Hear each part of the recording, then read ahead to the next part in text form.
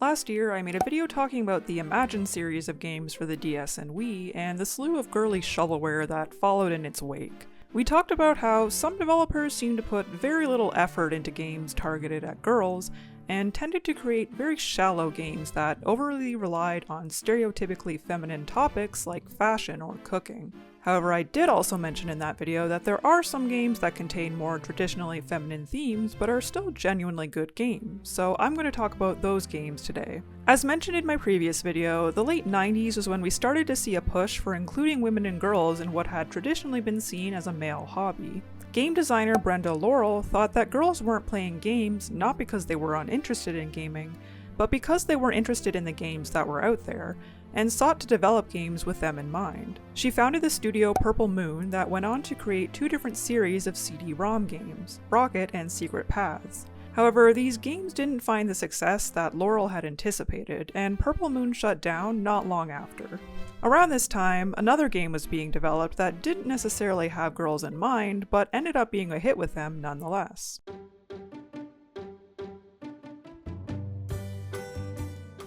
In the Oakland firestorm of 1991, co-founder of game studio Maxis, Will Wright, tragically lost his home and most of his possessions. The process of replacing all his furniture, clothes, and other belongings inspired him to create a game based on this experience. He decided to make the game a spin-off of one of his earlier titles, SimCity, and thus The Sims was released in 2000 for PCs. It's a sandbox-style life simulation game developed by Maxis and published by EA. Players create characters known as Sims and dictate their day-to-day lives in the suburbs of SimCity.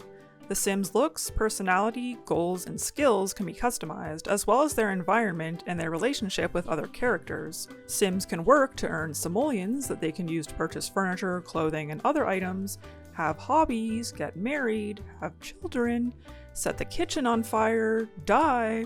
The game's AI will also allow Sims to respond to certain conditions independently. There's no way to win or beat the game, meaning it can be played indefinitely. The game was a smash success, selling over 6.3 million copies in its first 2 years and becoming the best-selling PC game in history at the time. In response to this, the developers released 7 expansion packs that added additional items, characters, and locations, and the game was eventually ported to consoles. Critics praised it for its open-ended gameplay, sound design, graphics, and humor, and it has become to be considered one of the greatest games of all time. Life Sims are a dime a dozen nowadays, but at the time, there wasn't really another game like The Sims, and its influence on modern gaming is evident. There have been 3 sequels to date, The Sims 2, 3, and 4, as well as several spin-off titles, most of which were also highly successful. In 2022, The Sims 4 became free-to-play and has continued to receive updates and expansions. There is reportedly a Sims 5 in development that will coexist alongside The Sims 4, but a release date has yet to be announced. Just last month, a Sims live-action film adaptation was announced. Maybe if this is released at the same time as the John Lennon biopic, we'll have our next Barbenheimer. Reportedly, when Wright first took the idea for The Sims to the Maxis board of directors, they were reluctant to back the game. What Wright was describing to them sounded like a virtual dollhouse. They thought the concept would only appeal to girls, a demographic that wasn't really playing games at the time. But if you build it, they will come, and sure enough, almost 60% of The Sims player base ended up being girls and women. Yeah, virtual dollhouse does sound like a very stereotypically girly concept for a game, but let's face it, the vast majority of girls have enjoyed playing with dolls at some point in their life. The game wasn't overtly girly by any means, though. As I said before, I don't think The Sims was developed to specifically target women, but there were a significant number of women on the development team, and Wright used his teenage daughter as a playtester, so there was definitely some feminine influence. The Sims series has remained popular with gamers of all demographics, but I feel like it's the girlies who go really hard in it. I have seen women practicing eugenics, inbreeding, torture, and many other atrocities that probably violate the Geneva Conventions in The Sims. For many, it was their gateway into gaming, and for some even their gateway into computer science. The Sims has a large modding community and has been credited with opening up modding to a wider, more casual audience. But at the end of the day, all fans really want to know is, what really happened to Bella Goth?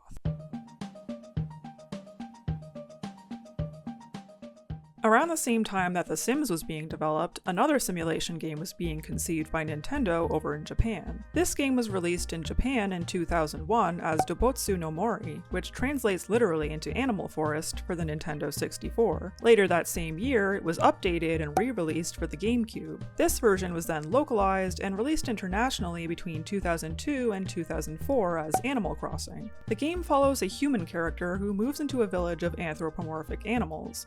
Tom Nook, the village shopkeeper, sells the player a house that they can pay off whenever they want through the most lenient mortgage ever. Players can collect items like fish, bugs, fruit, and seashells and sell them to earn bells, the in-game currency, that can be used to pay off and purchase upgrades to your home, as well as buy items like furniture and clothing. I think we need to overthrow capitalism and go with whatever economic system they've got going on in the Animal Crossing universe. Another significant aspect of the game is socializing with and befriending the various animal villagers. There are over 200 possible villagers that can move in and out of the village depending on the player's actions, with this number expanding to well over 400 as of the most recent game in the series. Villagers can be one of 35 species of animals and 8 personality types. Lazy, jock, cranky, and smug for male characters, and normal, peppy, snooty, and big sister for female characters. In addition to interacting with the player, the villagers can also interact with each other and do activities independently of the player. There are also non-villager special characters, such as KK Slider, a traveling musician, Blathers, who runs the town's museum, and Isabel, the town assistant. A unique feature in the game was that it used the console's internal clock and calendar to mimic the passage of time in real life. Certain things would happen in real time, like different music depending on the time of day, seasons changing, and celebrations of real-life holidays. As with The Sims, the game is open-ended. The game was well received upon its release and was followed up with 2 sequels. Wild World for the DS in 2005 and City Folk for the Wii in 2008. The reception towards these games was more mixed due to the gameplay being nearly identical to that of the original. A third sequel, New Leaf, was released in 2012 in Japan and 2013 internationally for the 3DS. This marked a turning point for the series as some more significant changes to the game's formula were made. Instead of merely being a resident of the town, the player now takes the role of mayor of the town, allowing them more control over how their town looks and runs. This is also the game that introduced fan-favorite character and unofficial mascot of the series, Isabel. The game was a huge hit and became one of the top-selling games for the 3DS. 8 years passed before we got the next installment in the series, New Horizons. It was released for the Switch in March 2020, shortly after the world went to shit. Nintendo were concerned about releasing the game during a time when most stores were closed for in-person shopping, but this actually ended up working in their favor. Stuck at home with nothing else to do, people went hog wild for this game. It offered the escapism that they desperately needed at the time, as well as a way to connect with others virtually using the game's online features. New Horizons marked a more dramatic change in gameplay than other titles. While the basic premise remains the same, the player begins the game by moving to a deserted island with 2 other villagers rather than moving to an already established village. The game also introduced the ability to craft items and terraform the island to the player's liking. New Horizons outsold all previous Animal Crossing games and is widely considered to be the best entry in the series thus far. Like I said, bitches went crazy for this game. An item and villager trading economy sprang up, Elijah Wood visited someone's island, people were paying real money to get Raymond on their island. I'm finally breaking my silence. Raymond is a mid-tier villager for me. He's certainly no Judy. The game has received several free post-release updates that added new items and activities, as well as paid DLC called Happy Home Paradise. In addition to the mainline series of games, there have been several spin-off Animal Crossing games including Pocket Camp, a mobile app, and Happy Home Designer for the 3DS, where you design homes for villagers. When the first Animal Crossing game was in development, it was initially conceived as an adventure RPG, but developer Katsuya Eguchi later decided he wanted to create a game that appealed to a wider audience, including those who were new to gaming, and centered around themes of family, friendship, and community. Thus, the games are especially popular with girls and women. Former Nintendo president Satoru Iwata noted that more than half of the people who pre-ordered New Leaf were female, and many of them had bought a 3DS specifically for that game. New Leaf and New Horizons game director Aya Kyogoku, notably a woman herself, said, "When I think of inclusionary games, I think of ones that all genders and ages and peoples can play and join. That was certainly my approach with creating the development space and filling it with all different kinds of ideas and experiences through the staff. Just as with The Sims, the game wasn't necessarily made to be a girls' game, and it's definitely popular with men as well, but again, it's the women who seem to be particularly dedicated players. Just look at these playtimes from some of the ladies on my Switch friends list. My boyfriend played New Horizons when it came out, but it was just something he played occasionally between various other games. Well, I've noticed that for a lot of women, Animal Crossing is the main game that they play. It's even become a bit of a meme that women create ghettos and ethno-states in Animal Crossing. What can I say? We take that shit seriously.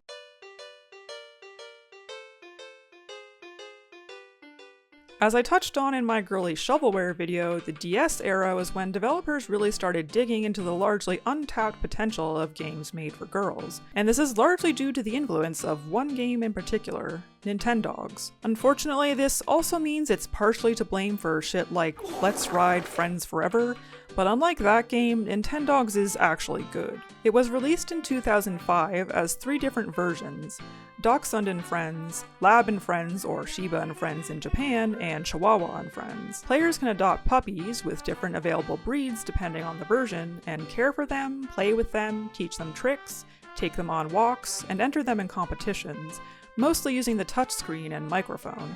I had the Lab and Friends version, and my first puppy was a black lab, just like the dog my family had at the time. But instead of naming my virtual dog after my real-life dog, I named it Charcoal for some reason, kind of a stupid-ass name for a dog, which was apparently too complicated of a name for the game, because you're supposed to teach your dog its name using the microphone, and the game wouldn't recognize me saying Charcoal, meaning I could not progress. Just as with Animal Crossing, Nintendogs uses the DS's internal clock to have things happen in real time, like the dogs getting hungry, thirsty, or dirty, which my dog became famished, parched, and filthy because the game wouldn't let me feed or wash it until I taught it its damn name. Luckily for 10-year-old me, Nintendogs cannot die, but if they aren't properly cared for, they may temporarily run away, and you will lose trainer points. The game was received fairly positively and sold very well, becoming the second best-selling DS game. It received one sequel, Nintendogs Plus Cats, for the 3DS in 2011. I somehow was not aware of this game's existence until recently, so I don't know if it wasn't marketed well, or if I was just too busy writing One Direction fanfiction at that point to notice. The gameplay was more or less the same as its predecessor, but it did add a few new features like additional breeds, facial recognition using the 3DS's camera, a new type of competition, and of course the ability to adopt cats. The sequel didn't quite find the same success as the original, being criticized for underutilizing the cats since you couldn't really do anything with them. Nonetheless, fans have been hoping that another installment would come to the Switch, but it doesn't seem like that's going to be happening, sadly. Unsurprisingly, the majority of Nintendogs players were girls. The game has been credited with boosting the DS's sales, particularly among girls, and is one of the games that made the DS so popular with new and casual gamers. Early advertising campaigns for the console felt very male. Nintendo had become known as a company that primarily made games for children, so they were trying to target a more mature audience of college-aged, serious gamers. One of their marketing slogans used to be, "Touching is good." The 2000s sure were a different time. After Nintendogs, they noticeably shifted gears with marketing the updated versions of the DS. The DS Lite now came in a pastel pink colorway. Compare that earlier ad to this ad for the DSi that features an older woman. Pretty stark difference. I would say that this was the right move, as being more inclusive probably helped the DS become the best-selling handheld console of all time.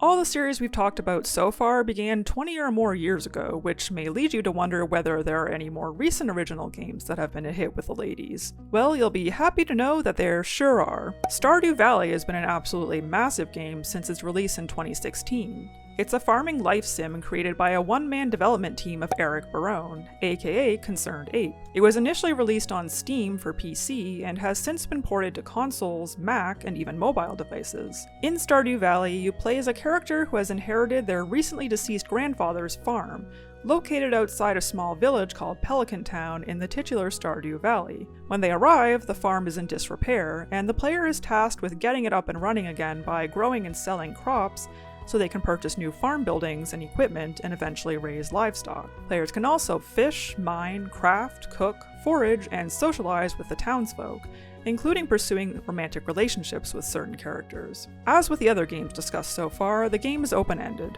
The game has sold over 30 million copies to date, making it one of the best-selling games of all time, and has continued to receive updates, including a recent one that added a ton of new content. It has been praised for being lovingly crafted, having a wide variety of activities, and its anti-capitalist themes. People also enjoy it because it's just a very chill and relaxing game. ConcernedApe has said that he purposely designed the game to be as low stress as possible, with no time limits to complete activities, and emphasis on simple repetitive tasks like gathering and growing plants or nurturing relationships with characters. In addition to being popular with women, this game is also a hit with autistic folks. This man has done more for the autistic community than Autism Speaks could ever dream to. The success of Stardew Valley marked a turning point in indie game development. In its wake, a slew of cozy games hit Steam. A cozy game is a game that emphasizes non-violence and relaxation through simple repetitive tasks like collecting items, growing plants, or nurturing characters. They are typically some sort of simulation game that has open-ended goals and encourages self-expression. All the games we've talked about so far could be considered cozy games, but the term didn't really come into prominent usage until the 2020s, particularly following the release of Animal Crossing: New Horizons. Given the current state of the world, it's no surprise that these games have become as popular as they are, since they provide a sense of escapism from our capitalist hellscape. They are soft in a world that is increasingly harsh. While these games have a broad appeal, they seem to be especially popular among women. I scrolled through the Cozy Games tag on TikTok, and pretty much all of these accounts were run by women or femme-presenting people. While the genre has become oversaturated with a lot of Stardew Valley clones by now, some really unique and creative games have come out of the trend. It's also made game development more accessible to women, as many of the developers behind popular cozy games are women. I'm really looking forward to the next game ConcernedApe is working on, Haunted Chocolatier. Most of the games we have discussed thus far have been extremely successful and are considered among the best games of all time, so I think we've proven that games that have largely female audiences can in fact be good games. You may have noticed that all of these games are fairly similar. They're all open-ended simulation games that feature customization, social interaction, and fairly simple gameplay, which does feel a bit like they're leaning into gender stereotypes. Women are sensitive and nurturing, so of course they wouldn't like all these other horrid games that defend their delicate constitutions. So are there any other types of well-received girls' games?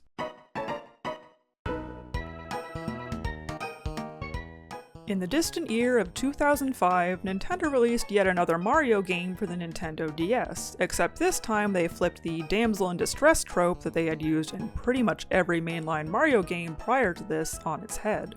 This time the Mario Bros were the ones captured by Bowser, and it was up to Miss Princess Peach Toadstool to save them. Bowser infiltrates Peach's castle while she is out for a walk one day using something called the Vibe Scepter.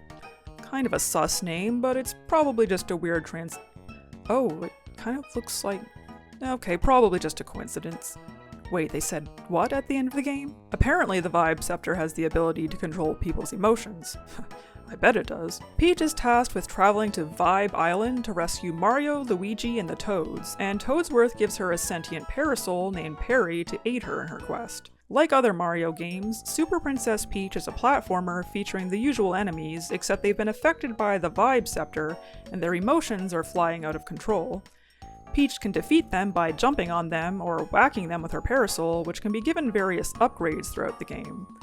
The Vibe Scepter has affected her as well, but she can control her emotions at will and use them to her advantage. She has 4 emotional powers that give her different abilities: Joy, which gives her the ability to float, Rage, which engulfs her in flames, Gloom, which causes her to cry and run faster, and Calm, which allows her to recover health. These powers are necessary to solve puzzles throughout the game, but they can only be used until Peach's Vibe meter runs out. Super Princess Peach became one of the best-selling DS games and received mostly positive reviews, being praised for the gameplay, graphics, story, and soundtrack. However, it did receive criticism for being less difficult than other Mario games, and some questioned the addition of the emotion-based powers, as they seem to be leaning into the stereotype of women being overly emotional. I was really excited by this game as a kid because I was the girl who always wanted to play as the female character if I could, and that opportunity wasn't given in other Mario games I had played, played, like Mario 64 DS. So I decided to revisit the game and see if it was as enjoyable as I remember it being. And yeah, it was. I really like the graphics and music, they're super whimsical and happy. I didn't find it too easy, but I'm not exactly an MLG Elite Pro gamer. I'd like to have a word with whoever designed Level 2-4. I don't think Nintendo were really trying to appeal to their usual Mario demographic though. Like with many other girls' games, I think they were going after casual or newer gamers, and I think they succeeded in what they set out to do. When I was a kid, Peach having emotion-based powers didn't bother me at all, but it definitely did cause me to raise an eyebrow looking back once I got a bit older. But to play devil's advocate here for a moment, you could interpret it as Peach embracing her femininity that has so often been demonized and finding strength in that. Besides, it's not like it's just her, everyone on Vibe Island is acting like that because of the Vibe Scepter. Peach is actually the only one who's able to somewhat control her mood swings. Fans of the game have been asking for a sequel since forever, but they went almost 20 years without another Peach-centric game. That is until the release of Princess Peach Showtime last month. I actually didn't plan this video to coincide with the release of Showtime, it just kind of happened that way. This is not a direct sequel to Super Princess Peach, but it is the first game since then to feature Peach as the sole playable character. Mario is neither seen nor mentioned in this game because fuck men. Just kidding, I love you men. The game follows Peach as she attends a play at the Sparkle Theater when it is taken over by an evil sorceress called Grape and her minions, the Sour Bunch. Peach must team up with the theater's guardian, Stella, to return the plays to normal and free the Sparklas, the stars of the plays. To do so, she transforms into a different starring role depending on the play and gains special abilities. These are Sword Fighter Peach, Detective Peach, Patissier Peach, Kung Fu Peach, Ninja Peach, Cowgirl Peach, Figure Skater Peach, Dashing Thief Peach, Mermaid Peach, and Mighty Peach. The game has received generally positive reviews so far, though some have criticized it for once again being too easy. I decided to pick up this game so I could compare it to Super Princess Peach. I don't have a capture card, so you can look at this footage of Alpharad playing the game and pretend it's me. I haven't finished it yet, but I'm really enjoying it so far. And that is a feat, because I'll be honest, it is very difficult for me to want to play a game that isn't Pokemon related. I am finding it pretty easy for the most part, and if I find a game easy, it's like really easy, although there have been a few challenging boss fights. I don't necessarily see that as a bad thing though. Not every game needs to be Dark Souls. Sometimes I would actually like to have fun while playing a game. I will never understand why men want to come home from a long day at work and boot up the most hypertension-inducing game ever created. I like the variety in the gameplay because each play is almost like its own game. Like the Sword Fighter play is like hack and slash mowing down enemies, the detective play is a point and click mystery game, and the Patissier play reminds me of Mario Party minigames. There were a lot of cute little graphical touches that I enjoyed, like the different outfits Peach gets to wear when she's transformed and the idle animations. My only real criticism is that I did notice some dropped frames at certain points in the game and the loading times were a little long, but I'm a Pokemon Scarlet and Violet apologist, so I'm not really one to talk. 1 FPS windmill, my beloved. I would say I probably enjoyed this game slightly more than Super Princess Peach, but it is hard to make a comparison since they're pretty different games. If you've played either of the Princess Peach games, let me know what you thought of them. And Nintendo, I'll be patiently waiting for my Princess Daisy game next.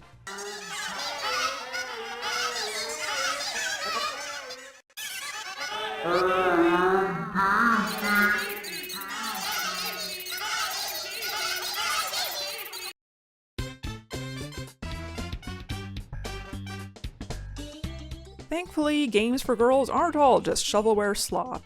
Given the success and popularity of all of these games, it's abundantly clear that girls are interested in video games just as much as boys are, so long as quality games are made that appeal to them. A significant criticism of many games made for girls is that they feel very mired in gender essentialism. They emphasize things like non-violence, socialization, and creativity, and don't have especially challenging gameplay for the most part.